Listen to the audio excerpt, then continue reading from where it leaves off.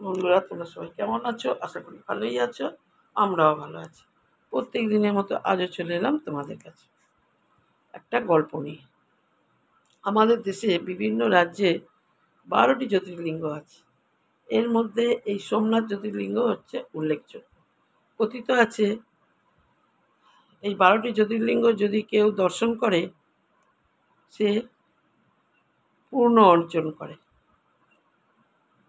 এই জ্যোতির্লিঙ্গ অবস্থিত, এই সোমনাথ জ্যোতির্লিঙ্গ গুজরাটের সৌরাষ্ট্রে অবস্থিত,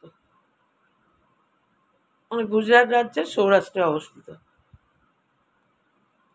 এই সোমনাথ সোমনাথ জ্যোতির্লিঙ্গের একটি কাহিনী আজকে বলবো। প্রজাপতি দক্ষের 27টি কন্যাকে চন্দ্রদেব বিয়ে করেছিলেন। তার মধ্যে রোহিণীকে বেশি ভালোবাসতেন। অন্যান্য স্ত্রীরা প্রজাপতি দক্ষের কাছে গিয়ে নালিশ করেন যে চন্দ্রদেব রোহিণীকেই বেশি ভালোবাসেন, আমাদের বা ভালো ব্যবহার করেন, আমাদের সঙ্গে ভালো ব্যবহার করেন না।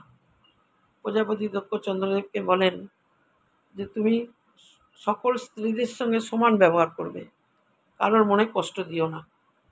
কিন্তু চন্দ্রদেবের মনে তো রোহিণীর জায়গাটাই বেশি, তিনি রোহিণীকেই বেশি ভালোবাসেন। বারবার পিতার কাছে গিয়ে কন্যারা নালিশ করেন। একবার প্রজাপতি দক্ষ রেগে গিয়ে চন্দ্রদেবকে অভিশাপ দেন যে তুমি ক্ষয়প্রাপ্ত হবে।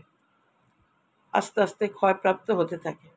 এদিকে দেবতারা ভয় পেয়ে ভাবেন যে চন্দ্রদেব যদি এইভাবে ক্ষয়প্রাপ্ত হয়, পৃথিবীর ভারসাম্য রক্ষা হবে কী করে?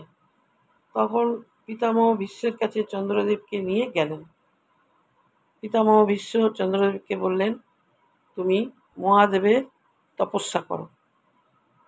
চন্দ্রদেব 6 মাস ধরে মহাদেবের তপস্যা করেন।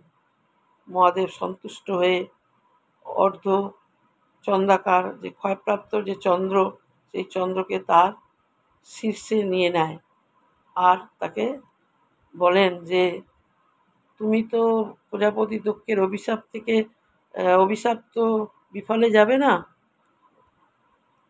তবে আমি তোমাকে বরদান করছি, তুমি কৃষ্ণপক্ষে অর্ধ অবস্থায় থাকবে আর শুক্লপক্ষে পূর্ণতা লাভ করবে। তাই তখন থেকেই অমাবস্যা পূর্ণিমা সৃষ্টি হলো। তারপরে চন্দ্রদেব শিবের স্তব করতে লাগলেন।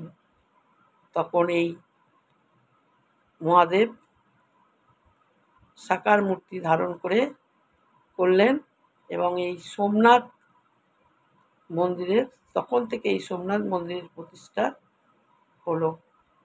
এই সোমনাথ মন্দির সেই থেকেই হয়ে গেল উল্লেখযোগ্য এবং একটা বড় তীর্থস্থান। বন্ধুরা, তোমাদের কেমন লাগলো তোমরা কিন্তু বলো।